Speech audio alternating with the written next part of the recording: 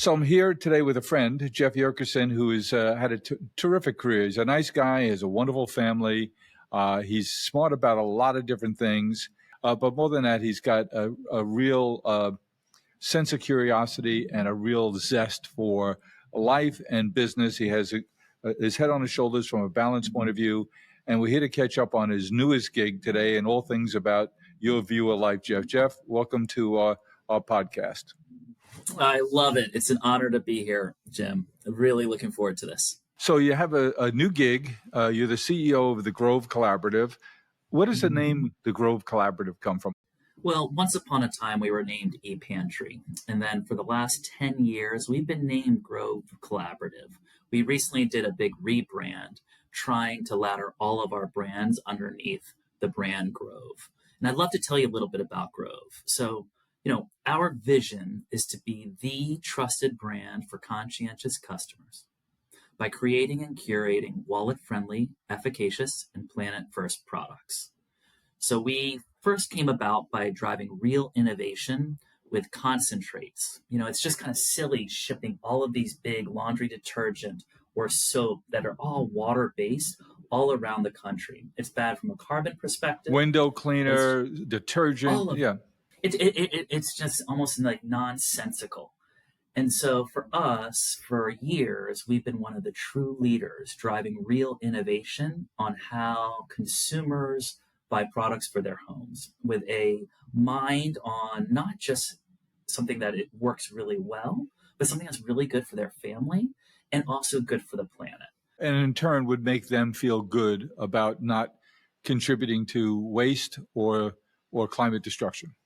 Completely. And so we've been a leader when it comes to carbon, but the place that we really differentiate is that we were or are the first plastic neutral retailer in the world. I read that about Jeff. Give us a little explanation about what does it mean to be plastic neutral? First thing that we try to do is to make sure that we minimize all plastic. So when we look at literally designing and creating products, we are looking from both a packaging perspective and an ingredient perspective to minimize the impact of plastic. And then when we do have some plastic involved, we will actually work with an organization called Repurpose to pick up plastic out of the oceans to make sure that we truly are plastic zero. So plastic zero is when you do have to use plastic because you can't engineer a replacement at this time, you're committed to working with this other organization to make sure you're funding the removal of that much waste plastic out of the environment. Exactly. And so for plastic, I think, Jim, this goes back a generation as to how our country has had a relationship with plastic. But reading your data, it's a relationship that's bountiful. I mean, it's the amount of plastic we use in my lifetime is just dramatically different than it was a generation 2 or 3 ago. Yeah. I think back to how our society took on styrofoam and realized, hey, this may not be great for the environment. Let's try to find alternatives. And the plastic industry is actually tied to petrochemicals. And there was a whole marketing campaign to persuade all of us to put our plastic into our blue bins and believe that we were doing what was right. But only 5% of plastic's recycled. Only 5%. When I read that in your materials, I was blown away by that, Jeff. So we all do the right thing at home. It seems to me most everyone does, to recycle, and we separate our garbage. And then it doesn't, we separate it, but then the sanitation companies just throw it back together, huh? So what's really amazing is I think the knowledge is getting spread pretty quickly, whether it is newspapers and investigative journalists taking this on, or if you haven't seen it, there's a phenomenal PBS Frontline special called The Plastic Wars. And all of this kind of helps to educate customers, or not just customers, all of us, around the impact of plastic. So 5% is recycled. The other 95%, hopefully most of it ends up in a landfill if you're going to use plastic, but often it's shipped overseas. Sometimes it's burned, and then some, which is horrible as well from an environmental perspective and a health perspective. And then we haven't even talked about the Pacific plastic patch. Like that is over 600,000 square miles. It's like twice the size of Texas. How did it get there, Jeff? It isn't just a collection of bottles that blew off the deck of a boat.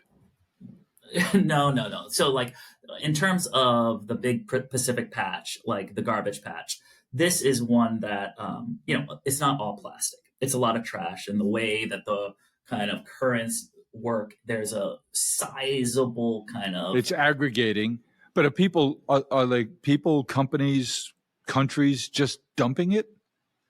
Well, for a while, we used to export our plastic, literally, like export it over to China. Then China closed the borders and we found other places. And sometimes that plastic that we thought was getting recycled truly goes overseas. And ideally, it is put into dumps. But and it falls off a ship. It falls off a ship either purposefully or inadvertently. But look, I think for us, we're tackling plastic because customers care and because it's the right thing to do.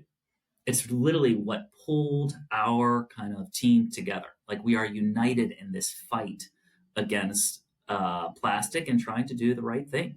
And so when you look at the big Pacific kind of trash patch, of the plastic in there, 89% is single-use plastic. And so it's just, if you were to ask Jeff, what can we do? Everyone should be running around with a reusable water bottle. Just everyone should. It is just silly that what we're doing is buying these 12 ounce or 16 ounce either soda bottles or water bottles when water across our country is truly available. And that is the first step to take. What we've done is gone deeper. We've looked into packaging. We've looked into packaging of products, the ingredients of products, trying to pull plastic out whenever we can. Even like when you're packing the cardboard box, which of course is recyclable and is regularly recycled by local municipalities, but like we're not putting in plastic air pillows.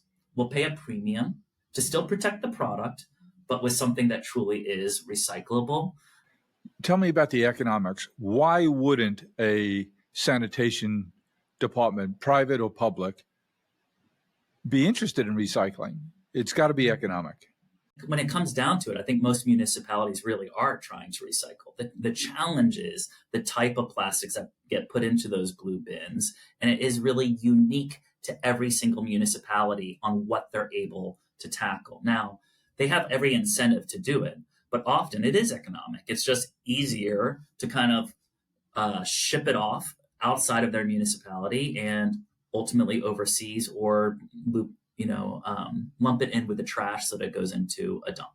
So and these 600,000 square miles, it's hard to comprehend that much trash. Is there any way business people, entrepreneurs, companies, countries would be economically incented to do something with it? If they got it out, what would they do with it? Where would they put all of that? I think these are the right questions to ask. So I've seen some early kind of venture-backed ideas about trying to gobble up some of that trash, but this is going to take years, and we have to solve the root cause. There's a special I saw about a young man, very young man, American, I think he was American, who invented some machine that was solar powered that was going around in the ocean and picking it all up. Then the question is, okay, now I know how you can pick it up. After you pick it up, what do you do with it? Where does it go? What do you do with it? Exactly. And so and even if we were to pick it up, we are consuming at such a rate, we've got to change our behaviors. And so this is where, when we listen to customers, more of them care about plastic pollution than they even do about carbon. And so if now that consumers are increasingly becoming aware, we think that there is a real opportunity to serve them. And we try to serve them as they make their purchase decisions, from everything from dental floss as to how you can kind of pick products that minimize plastic. Hey, don't touch my dental floss, man. When we talk about it internally, what we realize is, look, I think we are serving a large group of Americans who are just trying to do the right thing.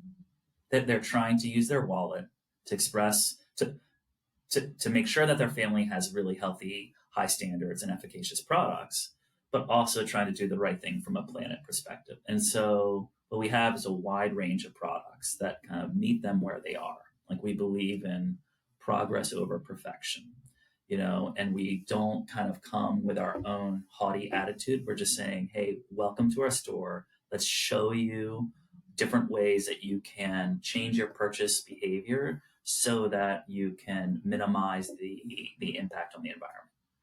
Tell us a little bit about how the company started.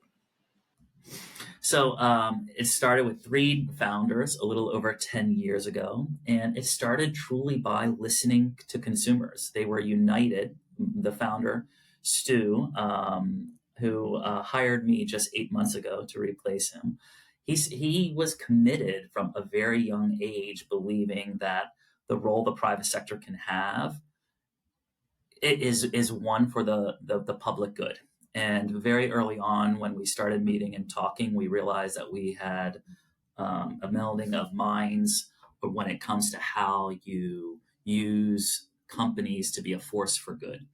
And so it started in the early days of thinking about how you can aggregate a lot of product and curate product to minimize carbon impact. And then we started leading with more of the innovations when it came to minimizing plastic. And quickly we started scaling. So we have served over 5 million customers over the years. We have 1 million active customers right now who've purchased from us in the last 12 months.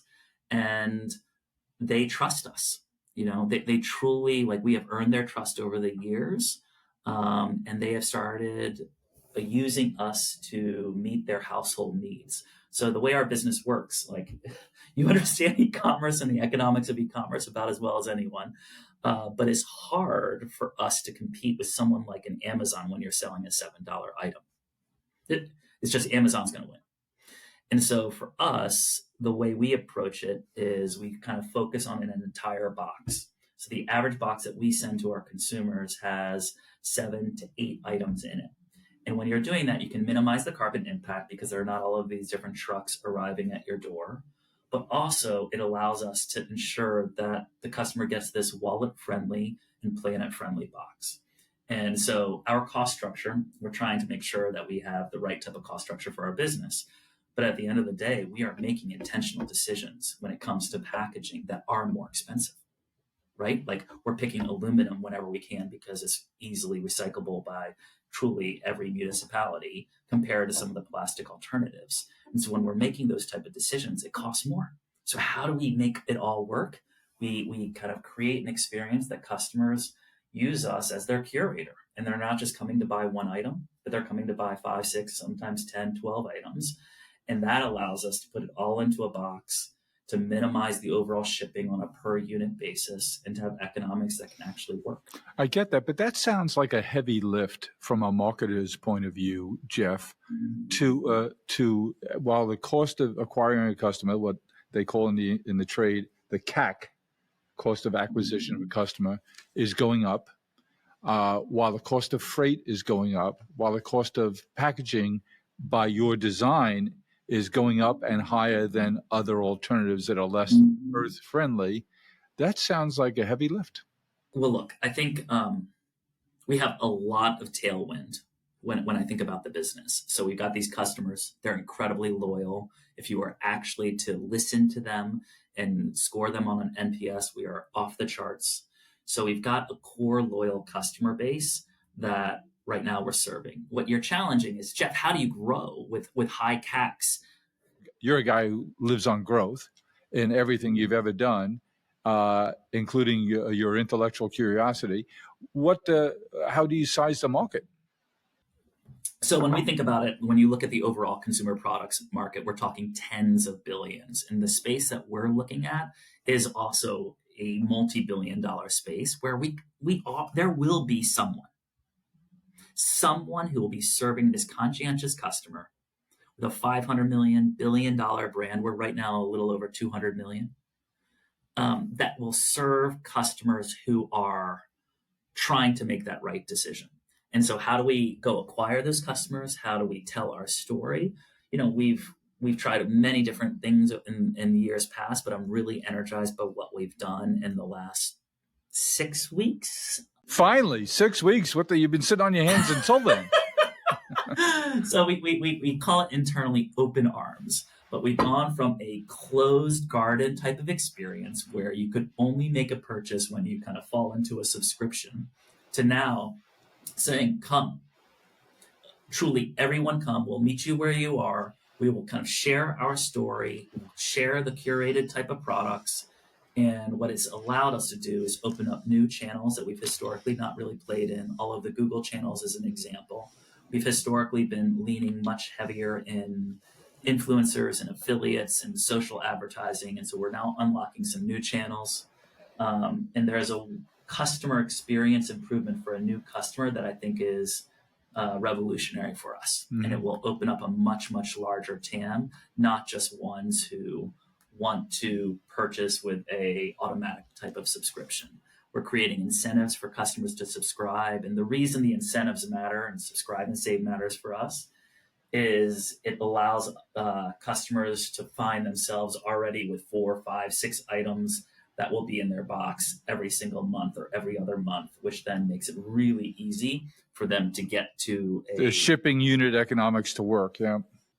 That's exactly it. In e-commerce, I feel like it's all about these shipping unit economics. And that's what our business model kind of depends on.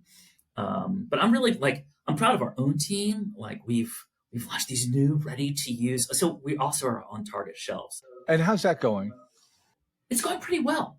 I think we went really fast with initially when we launched 2 or 3 years ago. But now what we're doing is rather than just taking e-commerce product and putting it on Target shelves, and not just Target, but CVS and Kroger, we are on thousands of shelves across the country. And are you in category or are you your own category? Eco-friendly, separate collection of your products, or are your products in Target or in CVS integrated when you have a kitchen drain board? Are you in with the plastic drain boards or the metal drain boards from somebody else? No, I mean, we are merchandised right next to other certified B corporations and other type of products. So if you are looking at hand soap, we will be on the shelves next to others that are trying to do something similar. Often our product is a little more premium. We stand by the highest standards possible when it comes to ingredients. And then, of course, from a sustainability perspective, few can outflank us there. Our retail partners really love our product. We've launched this new ready-to-use product. So typically, if you were buying a dish soap, with the way we used to work is we would have a durable, a beautiful glass kind of soap dispenser that you would then refill with an aluminum soap concentrate and then add water, and it would be as efficacious as anything else you would use. And it would be better for the environment. The better for the environment part is both the concentrate and the container? Exactly. So the container is a single-use plastic that's going to be put into your blue bin, and you can hope for the best, but not for us.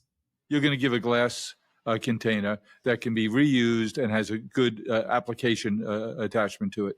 And I'm going to buy from you some kind of a individualized pellet of some sort that when diluted in water will give me every bit the efficacious use that a liquid detergent that was shipped from across the country to me. Exactly. And so whether it's laundry, dish soap, hand soap, all of this, multi-surface cleaner, all of those operate the same way. But the problem was, our dispensers were really beautiful, like some of the most beautiful in the space. They just cost a lot to buy into, right? And so the entry price point was just a little too rich. So what we just launched this month, it's hitting all of these shelves. We call it a ready-to-use. It is an aluminum bottle that jumps off the shelves, that was designed for a brick and mortar shelf, not just an e-commerce product that we were putting on brick and mortar shelves. And we're hitting a price point that is going to be quite competitive for the space. Think $4 and $5, not $15 to $20. And then it's beautiful enough. It can sit on your, above the counter, either in your bathroom or in your kitchen. And then you just refill in the future with some of the concentrates to refill.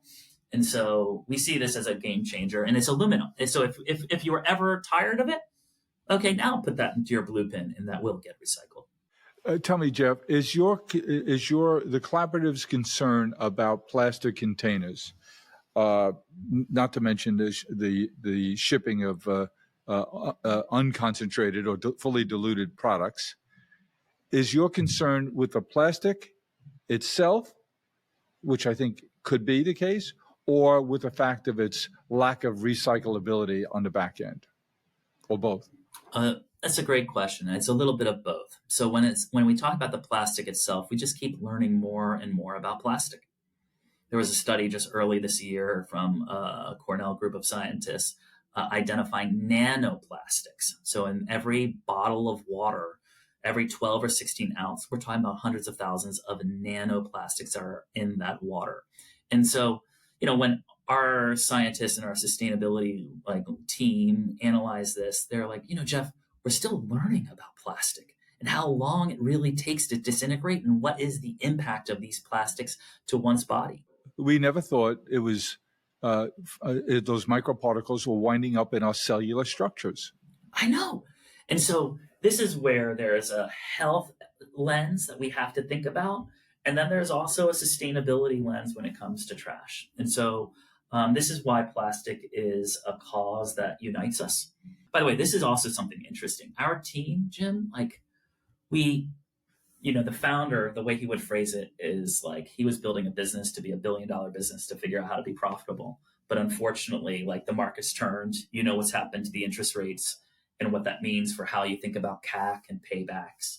And ultimately, we've shifted to trying to focus on profitability in the short term while also growing rather than the other way around. So we've prioritized profitability. Our team's gone through rifts, several. We work remotely from home. And what's amazing is this culture is extraordinary and the team is extraordinary. And I've thought about this just intellectually. I've not seen a lot of case studies like this, where there's such a strong culture, such a strong connection to each other, really great collaboration, and we're all remote. I don't know how you manage that, Jeff. You and I have chatted about that because I'm looking to learn from you. But that is you're headquartered in San Francisco. Sounds to me like there's a big line item savings coming in the future. So, as a matter of fact, we have the most beautiful headquarters office. Right across the street from Levi's Plaza, 6 floors, rooftop deck. And unfortunately, for this year, on average, less than 5 people are going into the office. That's crazy. Because even those that live in San Francisco appreciate the flexibility, but we still worry about how we drive connection. And so what's really pretty extraordinary is I think where I've landed when I really listen to our team is it's this mission purpose driven element that both attracts a certain type of person and then unites us. Now, I still don't think it's enough. Next month, we're going to try something where we're going to have this annual summit. We're flying in everyone from outside San Francisco into San Francisco. We'll have meetings. We'll clean up the bay. We'll do some sustainability work. It was super energizing to try to drive some of that connection. But we'll see. I think for us, the team is really quite talented and connected and aligned on what we have to do. I could see your point cool about the collaborative the Grove Collaborative would be attracting people who are really committed to the idea. For you, who was a student of culture, how do you wrap your arms around you as the CEO? How do you manage that for growth, for cultural enrichment? I don't know if I told you that I did this, but in my first 6 months, I tried to meet with every employee. How many of them quit after that? Well, one of the magical things is it was my favorite part of every week, right? I just get to talk to our team and hear about their own unique stories and what they bring to the table and what they love and what their superpower is, and then what they want to change about Grove. And so it was a bit of a chance for me to really listen. And I'm optimistic that we're going to have the culture that we need ultimately to win, a cost structure that allows a customer to have that wallet-friendly, planet-friendly box, and the innovation that can still happen when you can attract the best talent from all around the country, if not all around the world in a remote setting. It is an interesting experiment. I'm excited to keep you up to date on it, but it really is culture eats strategy for breakfast. Yep. Right? And look at the cultural experiences you've had. Share with our community, Jeff. You've worked at Shop Hop. You had a very accomplished career at Amazon for, I think it was 8 or so years, and then you ran a company called Zulily up through its sale to Curate, and the sad things that have happened there. But you've been at the forefront of the changes in commerce, the changes in e-commerce, the change in the last mile delivery. You've been at the center of all those big seismic changes that have happened in the last 2 decades. Yeah. I remember telling a story to Mark Vadon, one of the founders of Zulily, who had previously founded Blue Nile. And I told him when I was shopping for my wife's engagement ring, I realized the Blue Nile customer experience was superior to the one I had at Tiffany's. And it was superior in a customer centric manner, in a value manner, but in an education manner across the board. It was extraordinary. When I received the engagement ring, I went and had it, assessed at a local jeweler, and they gave me a 3x type of valuation. And so I felt pretty good with my purchase. My wife said yes. And so it's a happy story. But that experience, like, shows that you can build better customer experiences possibly in a digital environment.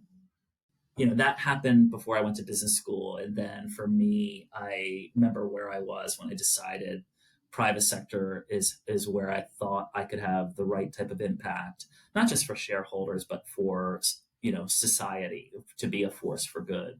And so then after business school, I joined Amazon. While there, I was the first MBA type to become a buyer, because in business school, I just knew that it seemed like most retail CEOs had once been buyers.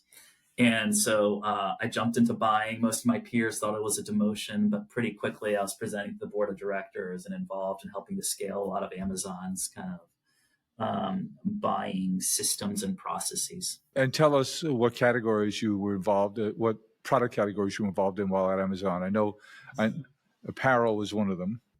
Yeah, I was the first outdoors buyer. I was in sports and outdoors. I remember where I was when this leader named Russ Grandinetti said, "Hey, what are you passionate about? I hear you like sports." And I'm like, "Yeah, can I join?" So I was a member of the founding member of the sports and outdoors team. Truly amazing job. Later on, Amazon asked me to replace a founder the first time I did it in September of 2008 to run a fashion company in Madison, Wisconsin called Shop Hop. I joined the week Lehman Brothers goes bankrupt. Was it your fault? Anyway, so Shop Hop, I remember the first we called it monthly business review, but it was with a guy named Jeff Wilke and Brian Olsavsky, who's now the CFO of Amazon. And we would have these monthly business reviews, and they were like, this is highly correlated. The poor performance is highly correlated with when Jeff joined the company. But we were trying to sell $200 denim, $100 t-shirts in a world that was living in the 2008 crisis. And so what I'm proud of there is we focused on the customer. We made the right type of decisions, some cultural and organizational decisions that went a really long way. By listening to the customer, we found a way to scale new strategies. We opened up an international business, and it became one of the great success stories within the broader Amazon portfolio. And so when I handed off to my successor, we went from about 100 million in sales to about $1 billion in gross sales in a pretty short period of time. So Amazon asked me to run some other businesses.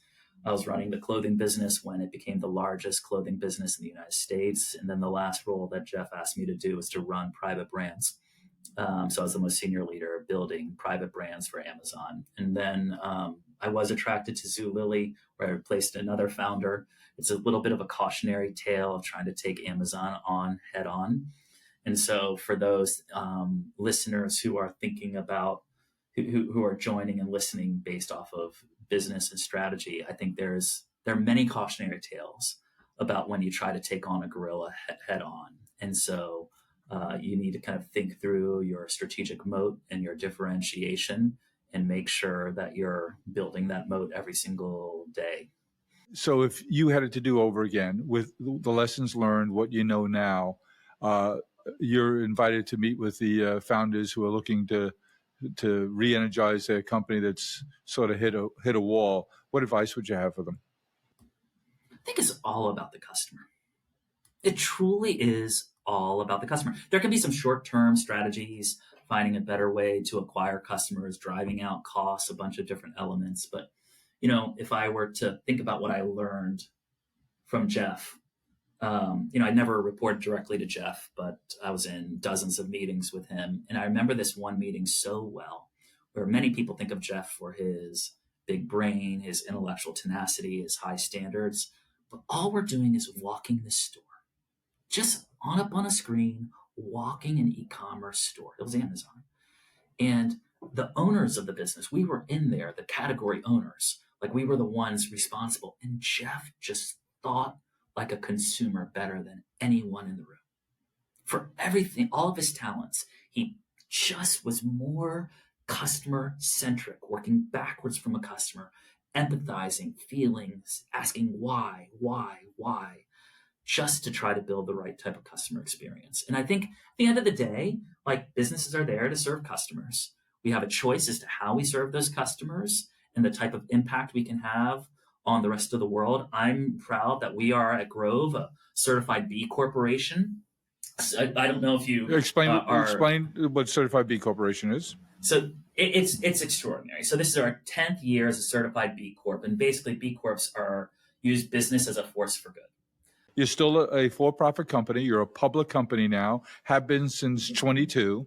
So yep, you have the capitalist agenda, but you also have to think about the rest of the community. So it's a social, environmental. There are standards and a certification process that is comprehensive and transparent, and independent standards kind of judging your social and environmental performance, not just your shareholder performance. And that's something that I'm really proud of. And so there are a lot of ways that in our economy that you can build businesses that have differentiation that can serve consumers well. After my last role, I took some time and said, I want to use my time and energy on this earth to be a force for good. And I want to be much more direct. B corporations are a great way to kind of quickly narrow who is judging themselves with independent standards of not just delivering returns to shareholders, which, by the way, I am very committed to doing, but in a way that also serves a greater purpose, one that minimizes our environmental impact that we have and our footprint that we have, and is a force for good socially. Which has to influence who you attract to come and work as part of the team, the Grove Collaborative. It has to impact the kinds of consumers you attract who want your products because they want to do the right thing, and but it also has to be tough to be able to maintain those standards. How are you doing financially? You mentioned you're a little over $200 million in revenue. You came into a situation where you were asked to achieve a bunch of things: growth in an economically more challenging period than it was before you joined. Some of the rules changed. How are you doing financially? What's your prospects for the future? What do you tell your investors? Yeah, look, I think we were once $1 billion unicorn. We had raised hundreds of millions of dollars. We went public. If you were to look at our stock chart, you'll see that we are 90+% down. But here's the amazing thing. We have a strong business. We've been profitable on an adjusted EBITDA basis for the last 2 quarters. When I talk to investors, we work backwards from the opportunity that exists, and that I'm really transparent with them in terms of where we are. The balance sheet is strong. We've got about $70 million in debt, but a comparable amount of cash. And so the balance sheet is strong. Adjusted EBITDA has been positive. What I've told the street this year is we're going to be profitable in 2024, period. And we'll be growing by the end of the year. Profitable on what basis, Jeff? Adjusted EBITDA. Adjusted EBITDA. So the great news is we don't have a lot of capital. CapEx is pretty minimal, so there isn't a high depreciation line. And that's just the start. We're just trying to say we've hit the trough, and we are now going to be growing in a profitable manner. And a lot of this, I think probably about as well as anyone, how when you acquire customers and you look at cohort curves, that there's a cost to acquire a customer, and then you're getting some of those repeat behaviors. we had just been spending in an unsustainable manner as recently as 5 quarters ago. And so we're kind of burning through some of those comps. And by the end of this year, we expect to be growing and profitable. And so we'll be on a new path, and I'm energized about it. We've got an investor group that knows the story, kind of sees the upside, and that are focused. Like they know that we're committed to delivering shareholder returns. We're not just a nonprofit type of thing. And so I think where we stand right now feels right. We're focused on the customer, which will drive growth. We're focused on profitability, but ultimately we are going to differentiate with our sustainability mission. Tell me, how do you handle R&D in an environment where you don't have the flexibility you had a few years ago in terms of the balance sheet? You're on this mission to be profitable, so that's going to challenge how much you can allocate toward R&D in this environment. But R&D sounds to me like an essential ingredient because your customer base has a thirst for products that help them to live the kind of life that they want to live. So it sounds like it's still important and maybe even essential. So and then doing that all in a virtual environment seems especially challenging.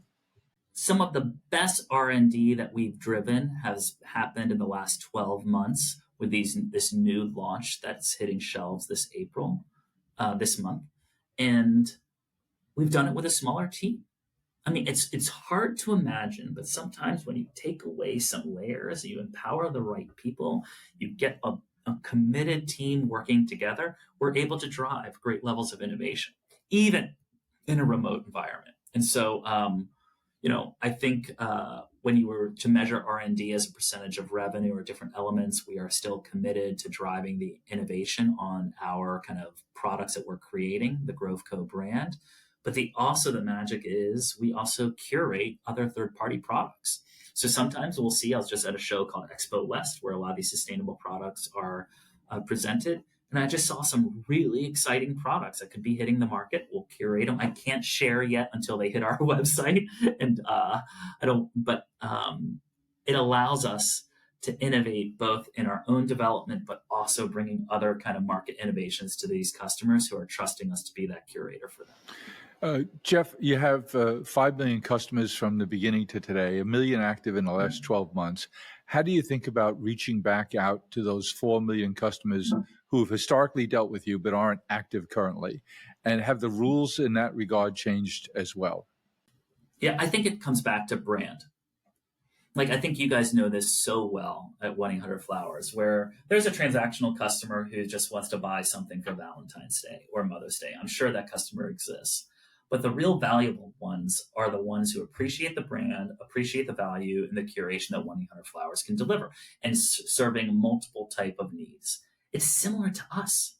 So yes, we have 4 million, quote, inactive customers. When we survey them, guess what? They actually speak quite highly of us. They love us. NPS scores are still high. We just have to find a way to effectively get back in front of them. And now that we've changed our front end new customer type of experience, we think the ease of bringing them back into our store, highlighting these incentives that they can subscribe to products, which they've historically done, but now they'll have an incentive to subscribe to products because they'll be able to save 20% on their first order, 5% on future orders. And our belief is, of course, we'll use email and SMS as ways to re-engage them, but we are in the middle of relaunching, I would say, our targeting ability to go after those 4 million inactive. And we will use social advertising. We will use some of the Google channels. And this is where this new front door shopping to new customers allows us to play in advertising channels that we've just never historically played in. And what's really energizing, like, we were talking about growth and what draws people together. And I think it is a mission. I think it is good people. But, the innovation we're seeing week over week in our weekly business review, we are driving down CAC, not just by $1 or $2. Like, we're relaunching a business. And it's like, oh, we just fixed this kind of PayPal bug and down went CAC by X%. And we're just continuing to iterate and innovate. And the team is energized by it. Whether we are in person or not, it's pretty amazing. And it's such a delight to be with a group of people that are equally committed, working really hard, and all kind of rowing in the same direction for the same purpose and the same customer. And that's the way it feels. I heard in that litany of things that you have underway, a social. This just screams to me that this is your audience, your consumer, your community has the potential, and probably already is, very much a community of like-minded people. And that seems to me that they, two things, they'd be easier than other communities to reach through social means because you can guess as to where they're going to be hanging out. And I would think because they're of like mind, spirit, and intent, and with similar sensitivities, that they'd like to feel like they're part of a community and not just buying products from a company that might have values like theirs. Mm-hmm. So I think what you're hitting is you can drive efficient CACs if you have a narrow enough target that you're able, a narrow enough segment that you're able to target with the right type of channels. And that's what social advertising enables. And so I think you're exactly right. We have a specific type of customer. When you bid on the big platforms, the Instagrams and the Facebooks, the algorithm will quickly learn how to get your product, your brand in front of those kind of targeted customers in a more efficient way than what marketing looked like and advertising looked like 20 years ago. Last time I was in San Francisco, there seemed to be some storefronts available. Have you ever thought, is that a conversation you would have about creating a little a storefront that would be a marketing platform? We'd consider it, but right now it's not a top priority. Like we'll follow our customer where they are, but I think that the TAM is large enough online that we'll have plenty of growth. And tell me about these rumors about you and Drew Barrymore. So Drew was a great brand ambassador for us for years.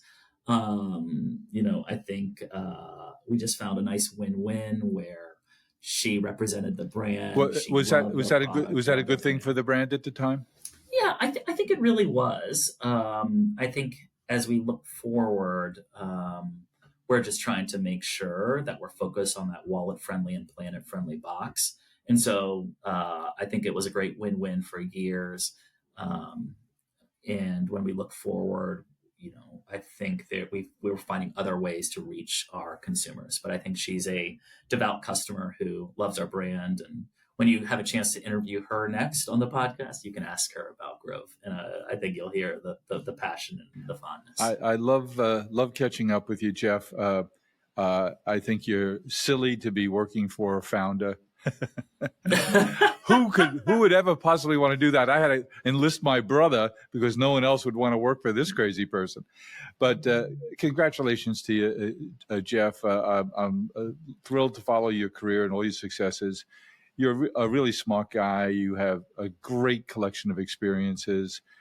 You've demonstrated to our community today what a leader you are, what an innovator you are. And I think they can tell, but I can attest. You also happen to be just a darn good person. And so we're happy to have introduced you to our community today. And I'm sure they'll want to hear from you again.